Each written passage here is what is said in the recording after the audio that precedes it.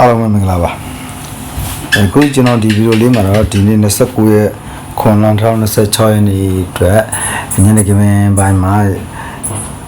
ရရှိထားတဲ့သတင်းလေးကိုကျွန်တော်စူးစီးပြီးတက်ဆက်ပေးကြပါမယ်။ကျွန်တော်တက်ဆက်ပေးခြင်းတဲ့သတင်းက Real Madrid တင်တဲ့ Man City ကွင်းလယ်လူ Rodrigo ရဲ့အကြောင်းဖြစ်ပါတယ်။ Real Madrid တင်က Man City တင်ရဲ့ကွင်းလယ်လူ Rodrigo ခေါ်ယူဖို့ပထမဆုံးအချိန်စတင်ချစ်ကပ်လာပြီလို့ဆိုပါတယ်။အသင်းနဲ့တင်ကြတဲ့မှာနှုတ်အားဖြင့်စတင်ဆွေးနွေးမှုတွေပြုလုပ်နေကြပြီးရမှာ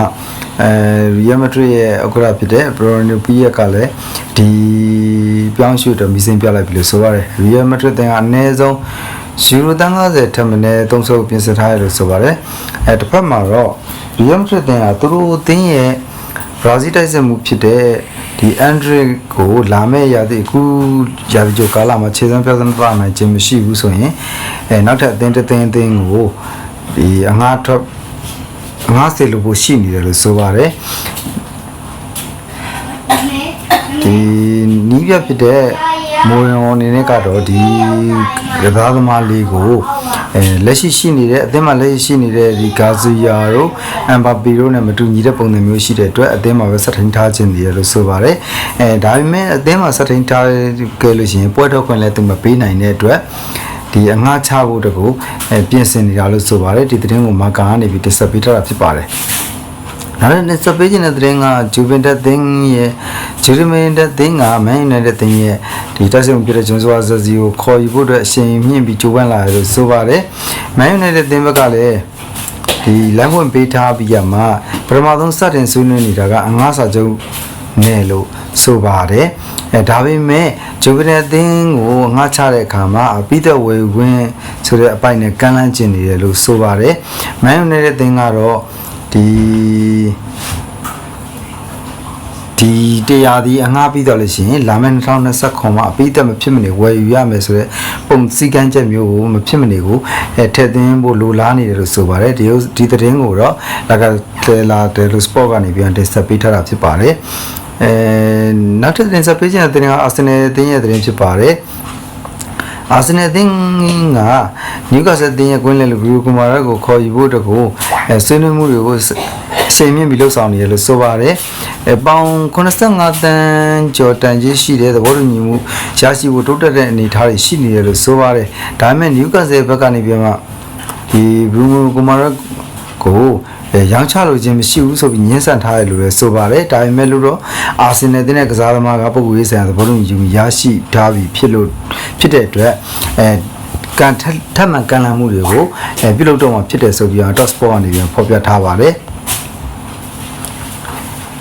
အဲ့ဒီတဲ့ပေးနေတဲ့တင်ကတော့ Everton တင်းကသူတို့တင်းရဲ့စင်ဒီဂေါကစားသမားဖြစ်တဲ့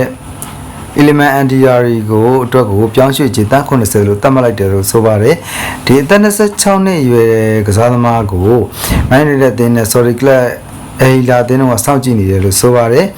ဝါဒန်တင်းဘက်ကစာချုပ်တရန်ကြံရှိနေသေးတာကြောင့်ဒီသူတို့လိုချင်တဲ့ပြောင်းရွှေ့ခြင်းကိုတင်းခံပြီးတောင်းဆိုထားခြင်းရှိတယ်လို့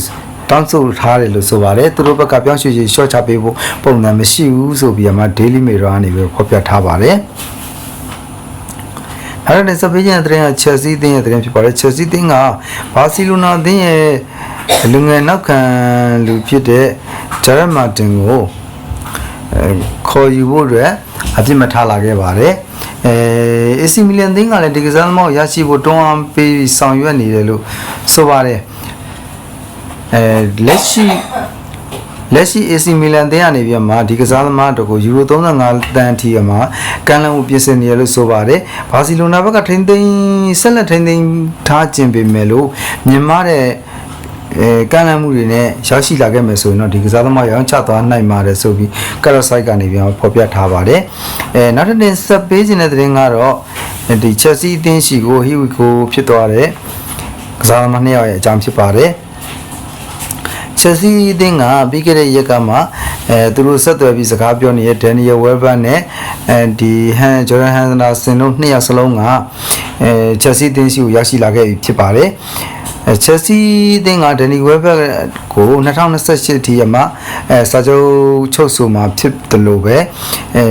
လီဗာပူးအသင်းရဲ့ကွင်းလယ်လူဟောင်းဖြစ်တဲ့ဂျော်ဒန်ဟန်ဒါဆင်ကိုလည်း2028ထိရမှာစာချုပ်ချုပ်ဆိုဖို့အတွက်သဘောတူညီထားတာဖြစ်တယ်ဆိုပြီးရမှာဖာဘီဇိုရိုမီရိုကနေပြန်တင်ဆက်ပေးထားပါတယ်ဒါတွေကတော့ဒီနေ့တည်းရရှိထားတဲ့နောက်ဆုံးရသတင်းတွေဖြစ်ပါတယ်နာဆင်အဘေကမစ်စီများအားလုံးကျေးဇူးများတင်ပါတယ်နောက်ထပ်ဗီဒီယိုတွေမှာကျွန်တော်တို့ပြန်တွေ့ပါမယ်ဗျ